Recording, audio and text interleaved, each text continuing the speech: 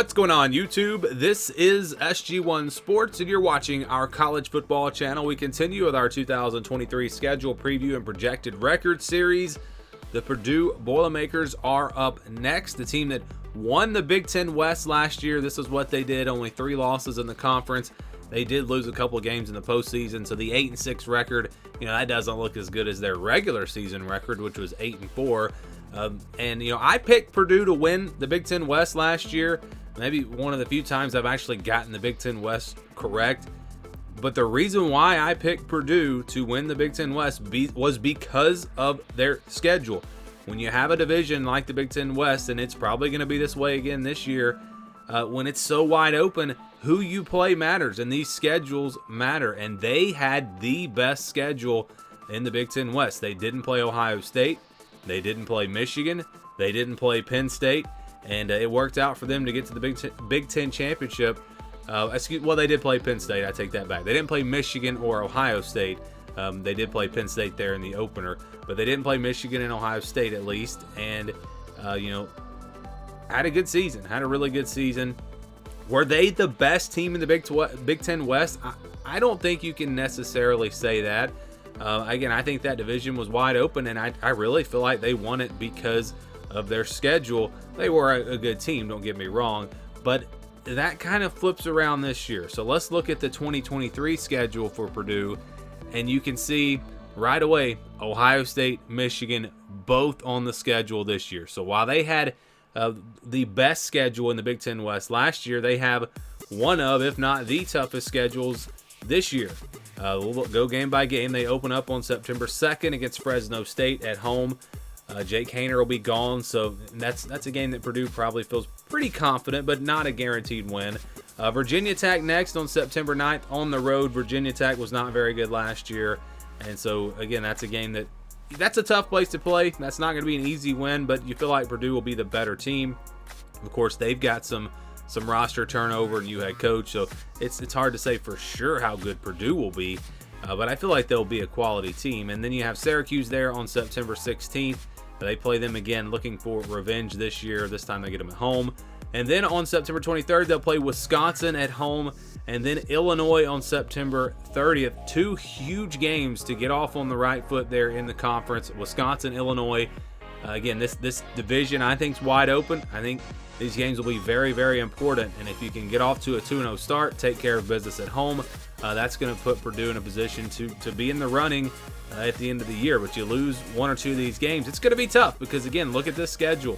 Iowa on the road, Ohio State, at Nebraska, at Michigan. I mean, that is a tough stretch there. So they get the Iowa game there, again, on October the 7th. That's a road game. Then they get back home for Ohio State on October 14th. Then they get a bye week, but right after the bye week, there it is, back-to-back road games at Nebraska, at Michigan. Those will be tough. That's a really tough back-to-back there. 2 very tough places to play. And then on November 11th, they'll play Minnesota at home. Then they go on the road to face Northwestern on the 18th and close things out with Indiana on the 25th. So the schedule does lighten up there a little bit at the end, but overall, it's a pretty tough schedule. No gimmies in the non-conference. You got 2 Power 5 teams, a quality Mountain West team in Fresno State, and again, Michigan, Ohio State out of the East, Indiana in there as well. That's not too tough.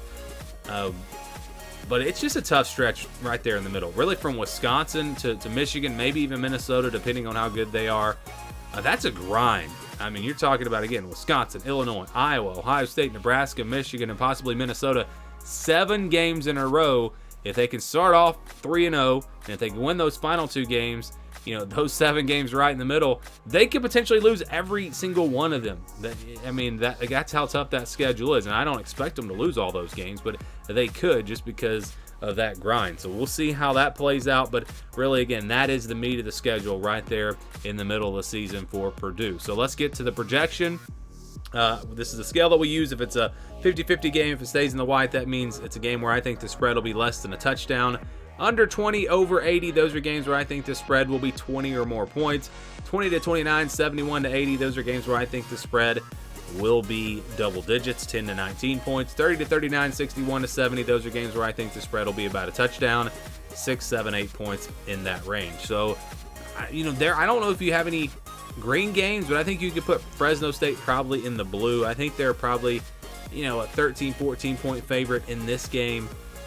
But that's, they're not, I don't think they're going to be at 21, 24. I don't think they're going to be favored by that much. This will be a interesting game to start off the season, but I do think Purdue will be a clear favorite, a double-digit favorite here in this one, and that's maybe the only game where you can say that.